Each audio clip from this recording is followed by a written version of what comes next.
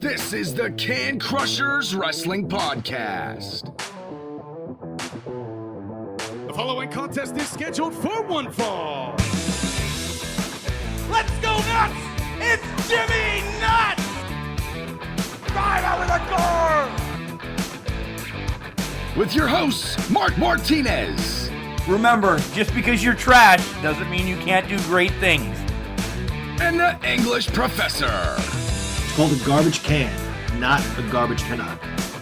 Hey, this is former WWE superstar Duke, the Dumpster Drosy, and you are listening to the Can Crushers Podcast. Can Crusher Nation, welcome back to Can Crusher Spotlight. I am your host, Mark Martinez, and boy, do I have a great interview for you. I shook this one out of the locker room, and man, oh man, I'm excited to talk a lot of wrestling with the longest reigning light heavyweight champion in WWF history, a member of the Job Squad, a member or a good friend of our good friend Al Snow. Yeah, if you put two and two together, you know it's the man they call Gillberg. Guys, I got Duane Gill coming on the show, and there's so much I can't wait to ask him. He said he's going to sit down and talk with us, and I'm excited. We ran into Gillberg in November at WrestleCade, and he's like, hey, you guys are the garbage guys. You guys are hanging out with Al Snow down in OVW and everything. We had a great conversation down in Winston-Salem at WrestleCade, and we finally found time, is the best way to put it. We finally found time to get him on. Our schedules matched up, and we run with it. So now it's time for all the questions. How come we didn't see the Toxic Turtles as long as we did? Being a member of the Job Squad, what was that really like? How do you get his start in wrestling? Because all of a sudden, Duane Gill just pops up. There's so much. But guys, truthfully, this guy is a wonderful human being. He gave us so much time at WrestleCade. You've seen the pictures that I've posted with him, of him, and everything. He is a wonderful human being, and I just can't wait to sit down and talk to him for a while. And we'll get there. We'll get there, because we have to talk to Al Snow first. He's going to tell us all about Collar and Elbow and all the stuff that he brings along with it, hats, hoodies, tees, all the great merchandise. Guys, you hear me over and over every show just pumping up Collar and Elbow and just telling you how great the apparel is. It's wonderful. It's soft. I'm 42, guys. I like a soft shirt. I really do. Let's bring it back down and get sensual a little bit. No, a soft shirt with the Macho Man shirt with Allen head on it. You hear me all the time. It's by far my favorite shirt. My wife continually asks me, stop wearing this shirt. Any pictures we're taking, good pictures, nothing we're putting up on Facebook or anything, but I'm wearing that shirt. We go out to a party, I got my Collar and Elbow shirt on. We go out somewhere else, I got my Collar and Elbow hoodie. Come on. I'm in Collar and Elbow all the time just because it's great wearing gear. So guys, let's send it over to Al, and then we're going to come back with an interview I've been waiting months for, and I'm excited for it, and let's see how this goes. If he's as crazy as was as WrestleCade, man, I don't know where this interview is going to go, but I'm excited. Wrestling. A love and a passion we all share. I've started a wrestling brand. The wrestling brand. A brand founded on the aspects of wrestling. Two entities working together to create a product that connect emotionally for people everywhere. Collar and Elbow is the brand. Passion and love for wrestling is the drive. I am Al Snow, and this is Collar and Elbow, the wrestling brand.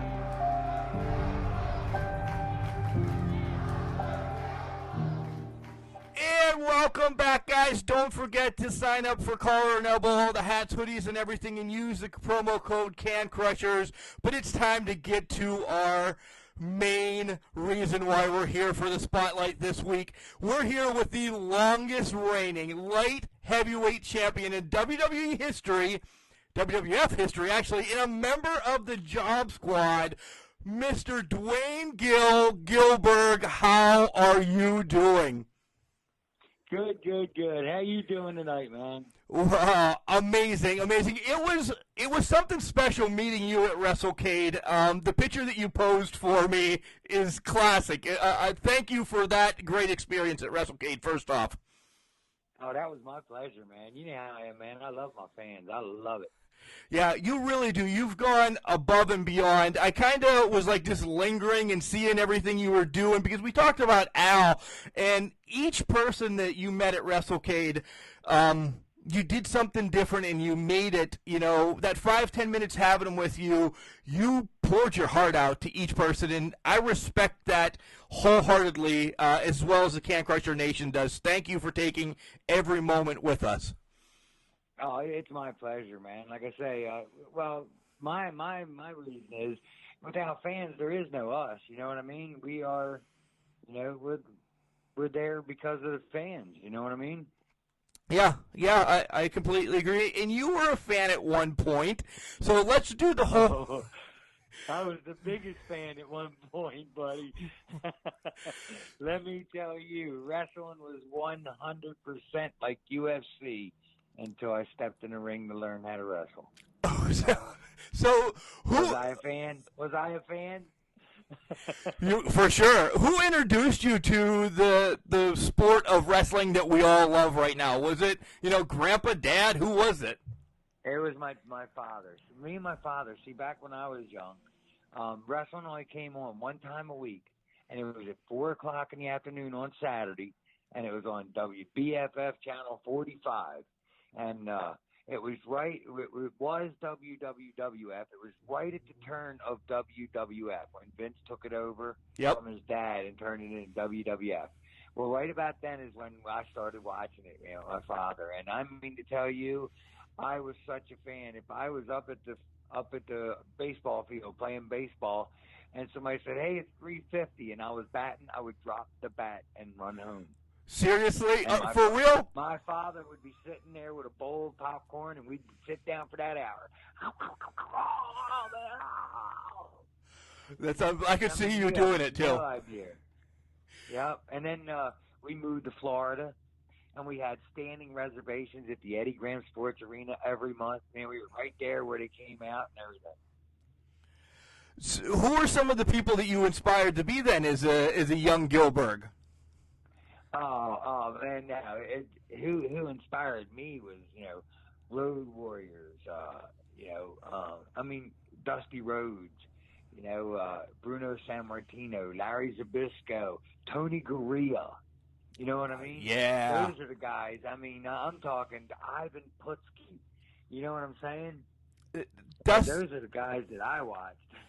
You brought up Dusty, and let's talk about Dusty a minute because you're about 20 years older than me, and he's influenced me to love the sport. And then you have Goldust and Cody. My son likes wrestling because he saw me watching Dusty, so he's transcended eras and decades and generations. He's probably my number one. Wouldn't you think he's pretty important? Dusty, you gotta remember when I watched Dusty was at the Eddie Graham Sports Arena. Right. You know what I mean? With Billy Graham and all them. Dusty was still young, and the big boom. Every time he hit an elbow, that place lit up. Oh, boom, boom, boom. And he threw the spinning fist, boom. Man, God. Yeah, Dusty. and see, what was the best to me was that I got to meet and become friends with all of these people that I watched for years. You know what I mean? Yeah. It was just like, wow, man, wow. I'm living my life with you right now because I can see all of it just going through, and I'm jealous. I really am because everybody you've named. How do you think I felt? Sit down and play a hand of gin with Arnold Skolin and Andre the Giant. You were beside yourself, literally beside yourself, right? Dude, I would have gave $100 a hand. Here you go, I lost. I didn't care. I would have, man. I wouldn't have cared just to sit there. Oh my know what I God! mean? Yeah. What was the main, besides the love for it, as we were, my mom duly named me Mark, so I'm a Mark. I will completely admit it. I'm a Mark. Who made you actually get into wrestling? Besides the love, there had to have been a spark saying, damn it, I know I can do this. Oh, no. Listen to this. This is the God's honest truth. My partner, Barry Hardy. You know Barry Hardy, I do. right? Yep. All right, when I first met Barry and was hanging out with Barry and everything, I used to watch wrestling. He go, man, I ain't watching that fake shit. And I'm like, dude, it's not fake. I'm telling you, dude, these man, they're killing each other, man. This shit is not fake. I ain't watching that shit, man. Excuse me, I'm sorry. No, it's okay. We're good. Oh yeah. Okay, but that's what they were doing, and it was, so I would go home and watch it, and then come back and we hang out again. You know what I mean? And then, of course, I got married. He got married. We separate. We just quit hanging out. You know what I mean? Yeah. And then one day I'm watching wrestling, and I go, holy shit, that's Barry. And he goes, Barry Hardy. And I go, but he's a lot bigger. a little bit more muscular. You know what I'm saying? Oh yeah. I said, he's a lot bigger. I said, man, I got his mother's number, so I'm watching it, and I call his mother. And she's like, hi, Duane, how you doing? I said, long time. I said, where's Barry? I said, I'm sitting here watching him on TV. Is this my Barry? And he goes, oh, yeah. She goes, he's home. That's pre-recorded. And I go, what?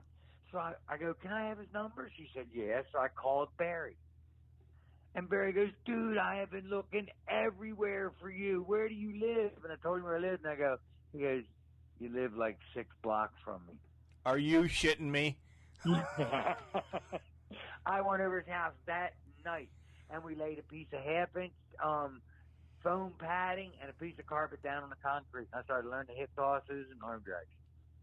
So Barry was your That first night. trainer then? Barry taught me everything. There was no other trainer. No kidding. No, Barry Hardy taught me. Barry Hardy went to the Monster Factory.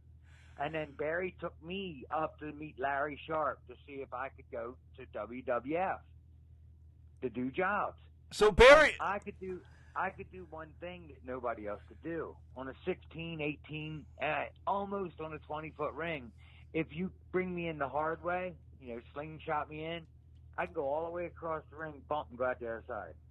oh my, you've done that. You've done that several times. Yeah, and Larry was walking out of his office, and I was in the ring with, it was Glenn Ruth, and I know you know who that is.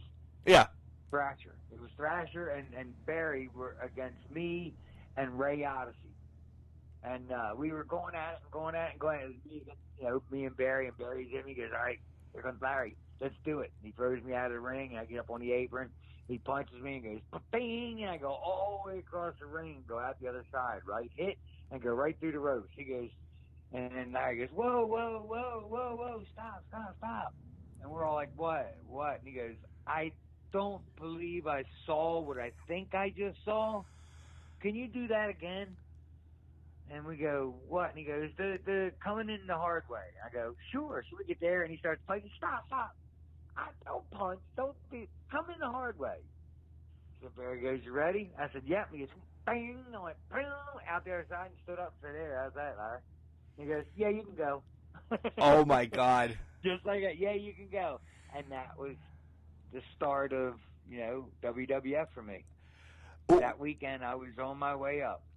What shocks me from that story right there is that Barry was the one saying, and this is the first time it's ever been said on Can Crushers, that it's fake, and we don't believe it's fake. We hate that word on here, but he's the one saying it's fake, and all of a sudden the son of a gun gets into it first. You know what happened to him? We knew a a councilman, right? We know a councilman that's around here, and he had ringside seats. And one time he couldn't go, so he called Barry and said, "Hey, Barry, you want to go?" And Barry was just, what the heck, I'll go. And Hulk Hogan was on the card. And he got sold right off the bat then, right? Hogan walked out. He was done. I'm in love with this guy. This whole sport, I love everything about it. He felt the electricity, he felt Hogan. You know what I mean? I don't know if you've ever been there when Hogan came out, boy, but oh my God. Yeah. I actually had a match with Sandman about 3-4 months ago, and I said, you know what? I'm going in the ring first. He goes, what? No. I said, man, I'm going in the ring first. He said, why? I said, I want to watch your entrance. Oh, my God. He goes, what? I said, oh, hell yeah. I ain't never seen it from that point. It's amazing, isn't it? His is one of my favorite entrances as well, too. He's awesome. He's got the best entrance. I don't care what anybody says. He's got the best entrance. Yeah, everybody. I don't care where you go, what you do. Sings and starts jamming when he walks out. He's loaded before he gets in the ring. Yeah, good for him. Great, man. He's a great guy, though. He's a great guy. He is. I don't know if you know him, but he is an awesome person. He really is. He came to, and we're going to get to IWC because you were in IWC as well, but we'll get to that. He came to IWC, and we got to talk to him a little bit. So yeah. But let's go back to your early years because I have a big question that, you guys were under masks. Was that for a purpose that, or because you were young? We brought back the executioners so we could work more. Right. Was it because you were young? Duane Gill and Barry Hardy can go out and wrestle and come in and throw some hoods on and a pair of tights, and 2 matches later go back out and wrestle again. Look, I feel I got as good as I did at my craft is because I wanted to get in that ring as much as I could. As much as, me and Barry, or Barry and I, to be correct. Oh, we're not going to correct you. Wanted to get in the ring. We didn't give a shit what. We just wanted to wrestle. And everybody's like, how can you go up there and job? Hey, how do you get better? Wrestle the best in the world. Where's the best in the world? In WWF.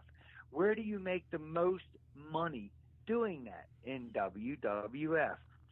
Why do I want to go up there and job? Let me think. I'm wrestling all the stars I've ever imagined just to talk to are becoming my friends, and I'm earning respect from them, and they're teaching me ways to do everything and be better. And you see what I'm saying? Oh yeah. Yeah, I honed my craft in WWF. Barry and I were on the road 20, 25 days a month for a while there on the B tour and never had a contract. Really? Never a contract at all? Yeah, doing house shows. Oh, yeah. Wow. Mm-hmm. Very hard. I owe, it all to Barry, And I'll never forget him for teaching me how to wrestle and everything, man. I owe the guy, you know what I mean? He's the man. Before I won the feud, it never paid a dime. Before we broke his nose a couple times. Learning how to wrestle, you know what I mean? Before we get to some of the greats I want to talk to you about, is there a road story you can tell us about you and Barry getting into a little trouble or anything? Not really trouble, because I was always the older guy and was like dad to everybody, you know what I mean? But we did used to have some awesome food fights, man. I mean, like, we used to buy cases of those little tasty cakes, the chocolate ones with the cream filling. Yeah. Because it's 60 mile an hour, man. They hit a windshield. We're just throwing them out. Boom, boom, boom, boom, boom, boom, boom, boom. Going down the interstate. Oh yeah. Food fights, but I'm talking about with other cars or wrestlers. Right. And I got hit with a tuna sub at about 90 miles. It wiped out. And man, one night we were going down the road, and I mean, tell you, we're doing 85, and it's pitch dark. And I just stopped and bought a coffee. So I had like a 20-ounce coffee, and I love creamy sugar in my coffee. So it's basically a milk coffee, right? And we're going down the road, and I go, hell with it. We're winning this battle. And I hold my hand out the window, and I just throw it straight up in the air. And I'm watching in the mirror, and all of a sudden, the whole front of Glenn Roof's car turns milk. It hit right dead center of the windshield. He starts swerving all over the road and everything. I mean, I thought for sure I killed him. I really thought he was going to wreck. That's how bad it was. And we pulled over. He's like, dude, that's my mom's car. We all had to go to a car wash and wash his car and all. Oh my God, this is unbelievable. This is getting out of control. Food fights going down the road, and a tuna sandwich damn near took you out. That's. Oh yeah, I mean a sub, dude. Yeah, all right, a sub like from Subway, 12 foot longer. Oh yeah. So we used to have some fun, man. You're wrestling the greatest names in WWF, the greatest names earlier in your career.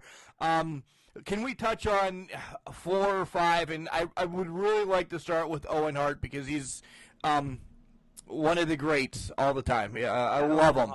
I loved wrestling Owen Hart. Owen Hart was one of the nicest guys you ever meet in the world. And to be honest with you, Owen Hart was the first person that really let me know I was part of the locker room. Because we were on tour doing house shows, and I came in after my match, and Owen's gone, and he's supposed to be there, you know what I mean? And my bag's in the shower. I'm like, oh. So the next night, go after my match, come in, everybody's gone. And I'm getting dressed, and I take my shower, get dressed, you know what I mean? And I slide my shoes out, and they're full of ice water. I'm like, oh. So then I walked into the hotel, and because, of course, I had to wear my boots, right? And Owen's in the lobby. Hey, that must be one of them wrestler guys there. Look at that. So I was getting ribbed, which makes you know you're part of the boys. When you get ribbed, then you're part of the family. You know what I mean? Yep. And he one of the best, right? Oh, my God. Owen was the best. He was the best. Not one of the best. He was the best. Nice, but I mean, the best guy in the world, man. It's really, everybody says it, but you really had to meet the guy. He was, oh, man. I guarantee you, if he's alive today, he'd be the biggest star to ever hit this business. I would agree with that. How about one of the people that scared me as a child, Kamala? Kamala, oh my God, Jim. He's the nicest guy in the world. That's what I hear. I remember, oh, you had me laughing so hard because when I wrestled him, that was back when Slick was teaching me how to do it, and he kept rolling me around. I was laughing so hard in the ring. He's going, stop laughing, man, stop laughing. But have you ever talked to him? I have not. I've tried reaching out a couple times, and I would love to. We want to meet him in person. Like we were hoping that he was going to be at a con or something because being our nightmare as a child, we'd love to fess up to him and say, "Man, you scared the shit out of us." Yeah. Right. And then you sit down. And he's like, "Hi, Duane. How are you doing today? Is everything going good?" Just the nicest, mellowest, and he always carried a Sega Game Gear with him. Remember the little yes, thing, the little black. Oh. He always had that with him, man. He always just sat there. He never bothered nobody ever. So he's a gamer. That's amazing. Oh yeah, he's a gamer. Yes, sir, buddy. I have one more I want to ask you about, and because actually the other guys on the show want to know. Undertaker. Yeah. Mark, yeah. Greatest. I was there when Mark came in. I remember I was sitting there because I had been there for a while when Mark first came in. I was like, "Hey, Mark, what the hell are you doing here?" He said, "I don't know, man. They got me doing this dead man gimmick. Here, look, check it out. Remember that drawings of what different things he was going to be and all?" Yep. Yeah, he's like, "I really don't know, man, what I'm doing, but what the hell, man? I'm here now." He goes, "I finally made it." And I said, "Yeah, it's awesome, man, because I seen him down at WCW and all that. You know what I mean?" Right. And He's like, yeah, man, you seem to be doing all right up here. I said, well, I'm making a living, He's like, yeah, that's awesome. So, and then he became the Undertaker, and I wrestled him every chance I could. I got put in that body bag, I know, 40, 50, 60, 70. You know what I mean? He'd carry me into the back and stand me up in the corner. Did you know? Never did he open it. Never did he open it. He would stand me up in the corner and then leave. So the first thing you do is cover your sack, if you know what I'm saying. Yep. Because somebody's going to bend you over quick. Oh, my God. First time I didn't know. I was just standing there, and oh, my God. After that, I knew, man, right away. Cover that. Cover it up. But they would. They'd mess with you, walk by. People would hit you, and, and then finally one of the agents runs up you. When I remember Undertaker came into... Time. Go ahead. Go ahead. No, go ahead. One of the funniest times was when I was in a body bag. You know how you would throw it out of the ring and then grab the bag and slide you out? Yep. And then put you over his shoulder? Well, he grabbed the bag and pulled it, and I was still in the ring. The bag tore, and I slid right out of it. He had the bag. So he pulled me out. He looked at me, he goes, I ain't carrying you, asshole. And then punched me and walked away. Oh, my God. So he left you dead. You asshole. Did you know that he was going to be the megastar, the face of WWF when he came in? I mean, what you just said, he's like, I don't know what the hell I'm doing about this dead man. But did you have a feeling like something is going to come of this dead man character, as I use my air quotes? They did it, man, one time. Once they did it the first time, we knew. We knew. Everybody knew. Yeah. He came in to be that star. Right. Now, Vince, man, come on, man. He knew what he was doing. He still does, right? Oh, God. You know it. Like I say, people always ask me, is Vince McMahon the asshole? No, Vince McMahon is one of the nicest guys you ever want to meet. But you have to remember one thing. He is a businessman. The reason Vince is an asshole is this. You're going along. You're in there 5, 6, 7 years. You're a big star. You're making tons of money. You're living great. And then he says, I'm kind of done with that character. I think I'm going to hire somebody else. You asshole. See what I mean? Oh, yeah. Right. That's what it is. That's all it is. But if you look at it as it's a business, it's like football, not for long. You know what I mean? Yeah. It's a business, dude. It's a business. While you're there, enjoy it, man. I mean, love every minute of it because it's the best. That's where you want to be. That's where you make your money. That's where you go. You know what I mean? I completely agree because, a shelf life, and I don't mean this mean, but a shelf life of a wrestler could be one day and one injury. I mean, look at, Daniel Bryan's unbelievable that he came back from that. Edge came back last night at Royal Rumble. I mean, these are all people that could have been dead. Right? So a shelf life can end in a day. So Vince is just using his assets. Mm-hmm.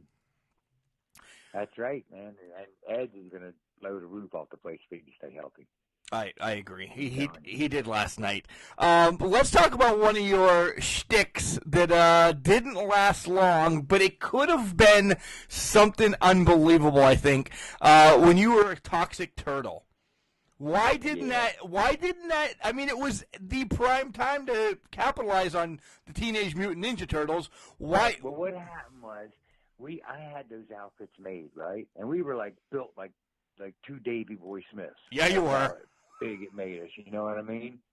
And so we had the outfits made and everything, and we carried them for 6 months. We were scared to bring them out. So finally, one night I said, Barry, I'm doing it.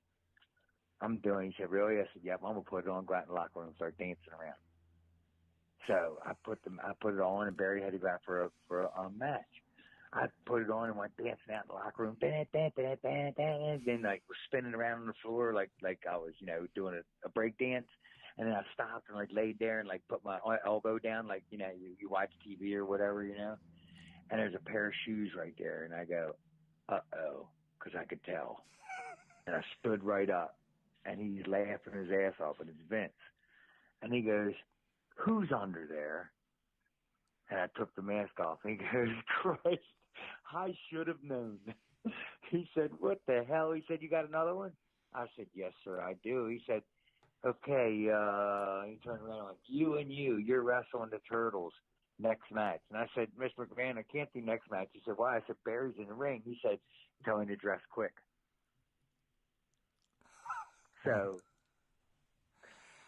what happened was me and the guys came up with a match, and when Barry came in, we were dressing him. Now, if you've ever been in wrestling tights, not only wrestling tights, but this big, heavy outfit that sticks to you when you're wet, and Barry's coming in soaking, wringing wet, and has no clue, and we're jamming his ass in his outfit. So we jam him in, he goes out, and I'm telling him everything to do as we go out. So I told him, I said, look, Barry, get them to slam you. When they do, start kicking and all, like you're a turtle and you can't get up, and I got to roll you over. He said, okay. So in the match, he said, slam us. Boom, wow. I ran out, flipped him back over. We were having fun, you know what I mean? It was never a gimmick to last long? It went over. No, it went over big time, and everybody loved it. But then I do believe the reason it never got taken was because I believe copyright came in on that, because we looked exactly. Oh, yeah. Oh, yeah. Michelangelo and Donatello. Yeah. With Davy Boy's build, I completely agree. Yeah, Oh, yeah, we had some muscles put in them. Nobody would ever know it was us. No, I didn't know for the longest time. I really didn't. I was like, no shit, it was him. Yeah, it was you. Mm-hmm. Well, we did everything. I told, Mr. McMahon was like, why are you like that? And I said, look, I don't care if you dress us as two turds and get your shit together. We just want a job. Right. He said, you got a job. You're here all the time. You know what I mean? Yeah. Speaking of jobs, this is a perfect transition. Thank you. You're doing everything for me. You then became part of the job squad with one of our great friends here on the show, Mr. Al Snow. And this is the building of you actually being on TV all the freaking time then for the job squad and then the transition. Listen to this. This is what I always said, and I always will say. Thank God for Al Snow and the job squad. That man is a genius. I don't care what you say. It was so much fun and an honor to know him and hang out with him while I got to know him, you know what I mean? Right. He is a great, great guy. I love him to death, and I always say, thank God for Al Snow and the job squad. I always do, always have, always will. Thank God for them, because you don't know. If it wasn't for them, I might not have had a job. Right, right. I mean, because it was transitioning into other things. Why were you? And remember, Duane Gill. Duane Gill is the light heavyweight champion. Right. Not Gillberg. Not Gillberg. Duane Gill won the title. Right. You know what I always wondered? I got something that'll get you. I'm the longest reigning light heavyweight champion in history, right? 15 months. I don't have a doll. No, you don't. I don't have a shirt. It's bullshit. I agree. Why do we not have this? Wait a minute. Go on WWE's longest reigning champions. If you go to singles champions, I'm the 8th longest reigning champion in the history of the company. I'm talking WWF, WWF, and WWE. And if they add tag teams, I'm 14th. Wow. I don't have a doll. We need to get a hashtag going about getting a doll, because you need a doll. You know what I'm saying? Yeah. You tell me a Goldberg set wouldn't have sold like a crazy maniac? I'd buy it today because I still collect them. Yeah. And I still think that I could go out and put Goldberg over and put Gillberg to rest, and they could make a lot of money off of it. One more match. You know what I mean? I could go out there and start calling him out and shit like that, and next thing you know, boop, he shows up. I start running from him. And every time he's out there, I sneak up behind him and hit him with something. And then finally, I had the match. Yeah. Again, I'm going to skip around here. I'm still in real good shape, and I can put him over big time. You are in great shape. And I was going to ask you about that. How was it being in the ring with Goldberg? Finally, him finally coming to the WWE and you and Rock in the ring. How was that in-ring chemistry there for the 15 seconds that happened? There was none. He didn't like me at all. He hates my guts. He hated my guts. To this day, does he still hate your guts? He picked me up with one hand by my throat. Yeah, Rock knew me very well, so as I looked over his shoulder, Rock was smiling his ass off, and I'm going to tell you, when he hit him with that chair, it sounded like a cannon went off. And all the boys in the locker room were laughing their ass off. They said it was hilarious. I said, why? He said, you were like a Bugs Bunny cartoon. As soon as he got hit, his hand opened up, and you went, you disappeared. There was just a little dust there. You took off, man. I said, isn't that what I was supposed to do? And they were like, yeah. I said, well, there you go. Does he still carry that heat today with you? Let's just say I contacted a few people that I know and seen if I could get a doll made, because that would help me out in retirement, man. You know what I mean? I'm not a rich man. I work hard every day. Yeah, you do. Yeah, I do. I work construction. That tells you how rich I am. Right.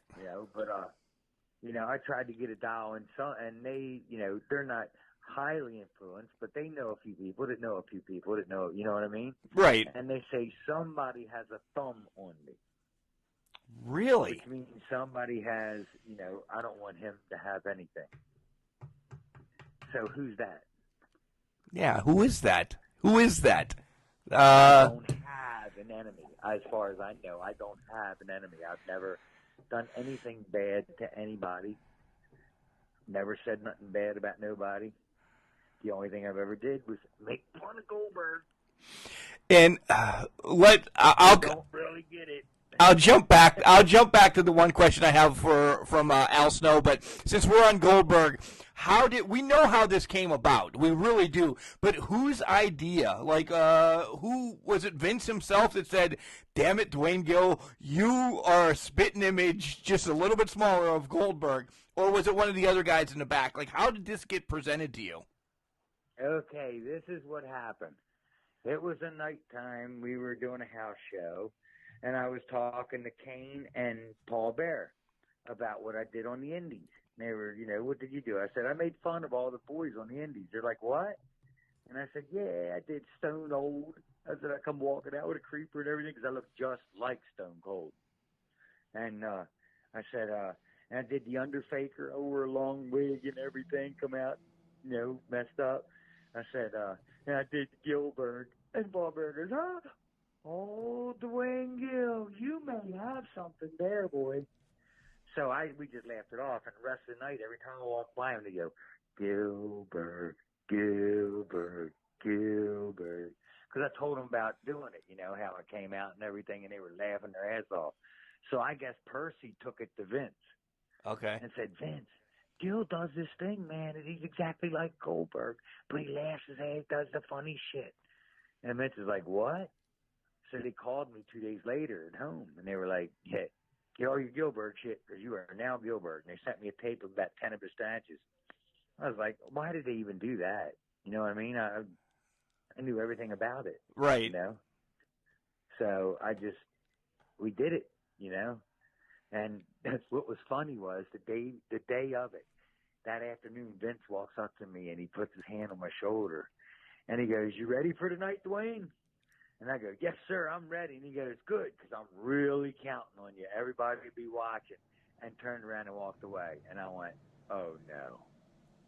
He put all the pressure of the world on me then, right? Right. And Triple H come walking up to me later on that night. And he goes, Duane, you all right, man? I said, man, fucking. I told him what Ben said. He goes, dude, you're doing a spoof, right? And I said, yeah. He goes, man, just do what we did, like the Croc and all that stuff. We never knew what we were doing, man. We just went out there and started raising hell.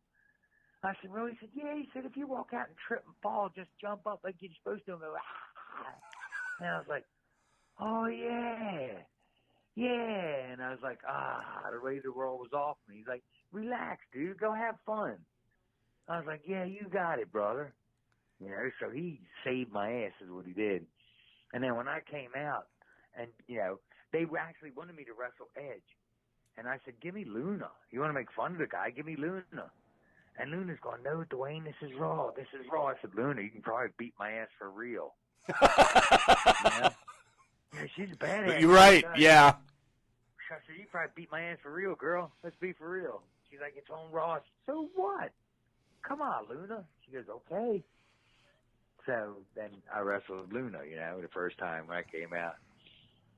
And that was funny as hell, though, man. I came in because in the middle of the match, she got lost. And that's when we stopped in the middle of the ring, and she goes, I'm lost. I went, ball shot. So I didn't know what to do. And she reached down, and she, like, smacked my ass. When she did, I grabbed her arm. And I went, oh, as loud as I could. And she's going, let go, Mom. Let go, Mom. I'm going, oh, right in her face. She's going, let go, you son of a bitch. I'm going to kill you. I'm going to kill you. And I fell over with her arms still in between my legs and everything. I'm going to kill you, man. I swear I am. Oh, my God. Oh, yeah. After the match, I came to the curtain. It was the highest honor I ever got. I came to the curtain, and every McMahon, every wrestler, every stagehand, every one of them were standing there clapping, and every girl's makeup was running off of her face and everything because they were crying. They were laughing so hard. Right? And I'm like, yeah, Gillberg, yeah. You know what I mean? Right. I really felt great. And I turn around, and Luna, she drops to her knees and bows like a Japanese woman, put right. her head on my feet. I grabbed her, I picked her up. I said, don't you ever do that again, woman. She said, why? I said, you're my superior. I should be doing it to you. You were in this business long before me. You know what I mean? Right. No, touche. I mean, she was showing me ultimate respect, but I should be showing her ultimate respect for doing that for me. Was that night probably one of your greatest nights then, since you've had all that, admiration and pomp and circumstances in the back? Was that one of the nights that you can say, this is why I did what I did for so many years? Oh, yeah. Mm-hmm, for sure. Yes, for sure. And the night I won the title, too. Right. Yeah, that was one of them, too. How about the night of ending Mark Marrow's career? Was that great as well? At my hometown with my football team there. Right? My 9-year-old football team. He let me bring him out around the ring and everything, man. How did you get picked for that, to end his career with air quotes? Duane, you wrestled Mark Marrow, you ended his career. That's it. Boom. Yeah, because he wanted to do it like that because he picked me. Okay. He wanted to do it that way because it's like, if he can beat me, I'll just quit. You know what I mean? There's no sense in me even wrestling if he could beat me. Oh, okay. Let's jump forward to some stuff. Like I said, you were at IWC 2 years ago in Pittsburgh. You were the high stakes. Oh, yeah. You were the high stakes champion there, and that's a big regard in Pennsylvania. I know we're coming close to the end of your career, but could we ever see you in IWC again? It's possible, but it would have to be soon because have you heard about February 28th? I have, and I was kind of throwing you a bone there because I know your last match is coming up. February 28th, yes, sir. And it isn't of my doing; it's of my family's doing. Okay. They watched the movie The Wrestler, and they decided, wow, that's my dad, man. That's my husband. It's got to stop. Right. He's not dying in the ring. You got to stop. You go do your autograph session. You can referee and all that, but you can't wrestle anymore. You got to stop. We just had associate producer Evan Ginsmore on the show of The Wrestler, and we talked in depth about.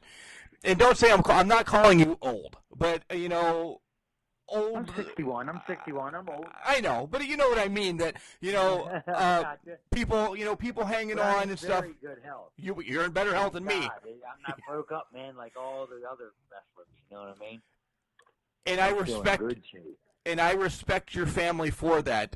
If I could reach through the computer right now, I'd give your family a hug because number one thing in life is family, right? Yeah. Oh, yeah. Especially today after that Kobe Bryant stuff and all. Right. Oh my God, man. I mean, my son even more called me today. I love you, Pops. I love you. He calls me every day. I got a 30-year-old son, a 40-year-old daughter, and they call me every day. That's amazing. Good for you. Good for you. I mean that from the bottom of my heart. You is a word you should say a lot. You know what I mean? It is. It really is. Before we start crying together, because I can break down real easy. Why did you pick Ellsworth for your last match? Ellsworth's mother, to be honest with you, I've known my whole life. And James, it's true, the little story about when he was a kid. Mr. Gill, I just saw you last night on Raw. Why are you changing light bulbs at my school? You know what I mean? Yep. And I said, well, Jimmy, one day you'll know. Little do I know. Right? He found out firsthand. But I kind of feel I might be one of the little reasons why he became a wrestler, you know what I mean? Because he's known him his whole life and everything, you know what I'm saying? Yeah, and it's a nice respect because get back to IWC. He's always been respectful to me, right? You know what I mean? And he's a good kid. He's a good guy. Yeah, he's a good kid. I think he'll be back. Yeah, I really do. He's a good character.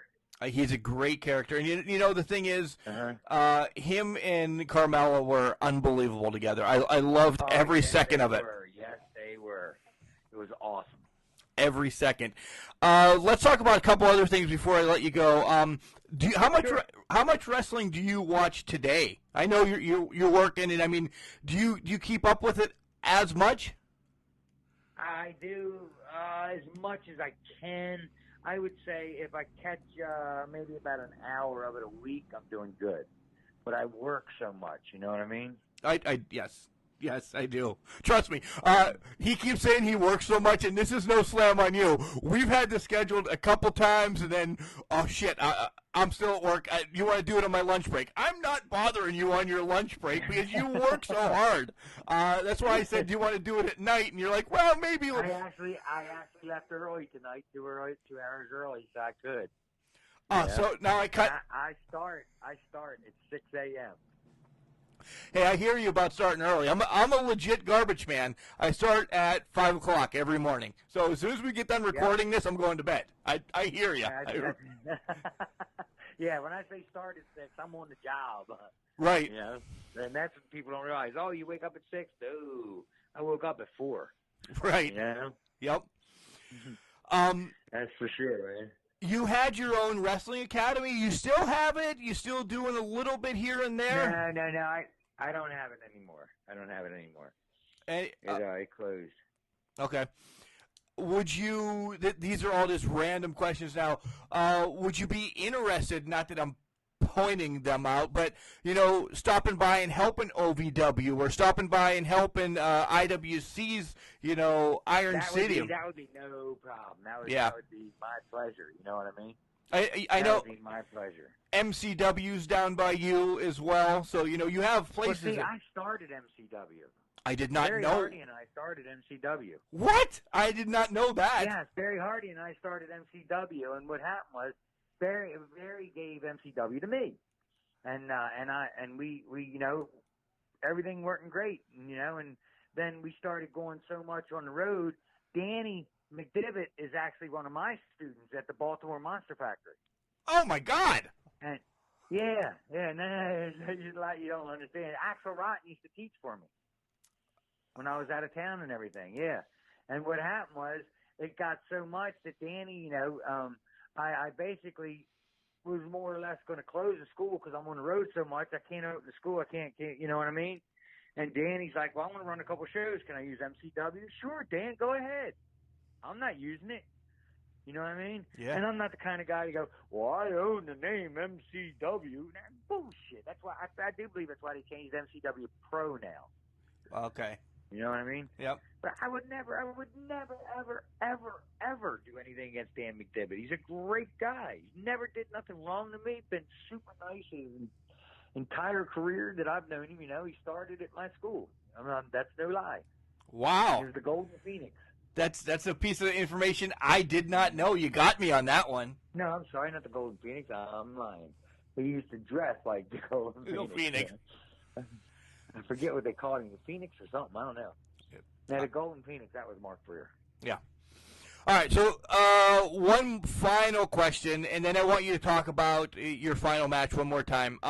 What advice would you have for kids wanting to get into the ring right now? You know, you have a little Gillberg at the age of 7 saying, this is what I want to do when I grow up. What are you going to tell them? Don't wrestle until you're 18 in a real ring. Don't do no backyard wrestling. Don't do no wrestling on trampoline. Don't do none of that stuff, because what happens when you're young and you break your friend's neck and now he's in a wheelchair, you still going to hang out with him? No. You hung out with him every day of your life, and then all of a sudden he breaks his neck. Can't hang out with him no more. You see what I'm saying? Yeah. Wait. Go to school. Learn the proper way. And then have a ball. Because I tell everybody, do not get in the ring unless you're there to have fun. If you're there to make money and to do it as a job, you're in the wrong life. You're in the wrong life, because there's 2 or 3 million wrestlers and there's 200 or 300 jobs. You know what I'm saying? Yep. So unless you're one of the lucky few, you know, it's just not going to happen. And believe me, all these people send all this stuff to events and do this and do that. Believe me, they know everything everybody's doing. And when they want them, they'll just reach down and say, thank you, come here. And that, believe me, I know that for a fact. And you talk about marks. Okay, I'll give you my philosophy on marks. The wrestlers are the real marks. Because we said, hey, I don't give a shit how much it hurts, how bad it hurts, how many bones I break, how many muscles I tear. I want to get in that ring and be one of them. So we are the real marks. The ones we call marks are smart people, because they say, you know, I ain't busting my body up like that. I'll just pay the $20 and watch these guys kill themselves. Touche, you win that battle. Oh, yeah, my God, yeah. Correct. What you're doing now. I'm calling myself a mark. But I believe solely that the wrestlers are the true marks, because we do whatever it takes. Yeah, you're right. Think about it. You're right. You're 60. You're 61. I'm 42, yeah. So we got a 20-year span of difference there. You're going to go out and get thrown around the ring and bounce up the next day and go lift construction, you know, cementing everything. I bitch every day that I have to jump on and off a garbage truck. So you win. You definitely win. You guys are the marks. I agree with you. No, you can ask Ellsworth, man. We've been on shows like in New York where I got to drive 4.5 hours to get home to go to work. I don't even sleep at night. Boom, go to work next morning. 24 hours. Just stay here. I can't, bro. I can't. I don't make your money no more. You know what I mean? Yeah. All right, let's talk about your final match one more time. February 28th. Where is it at? At Michael's 8th Avenue in Glen Burnie, Maryland. ACW is holding it, Adrenaline Championship Wrestling. James Ellsworth is my final match. And guess what I found out? That little son of a bugger just won the light heavyweight title. What? So if he doesn't wrestle again in ACW, he'll be wrestling me for the light heavyweight title. And you could go out, retire as champion. If I kick his ass, but he does say any man with 2 hands, which I have to agree with, because look at me. You have 2 hands. You know what I mean? I gotta agree with him there, but I want to make sure I shove them hands up his ass. You know what I mean? Yeah. I'm gonna have a lot of family there, man. I mean, everybody, people I ain't talked to in 10 years, old friends. Hey, man, I'm gonna be there. All right.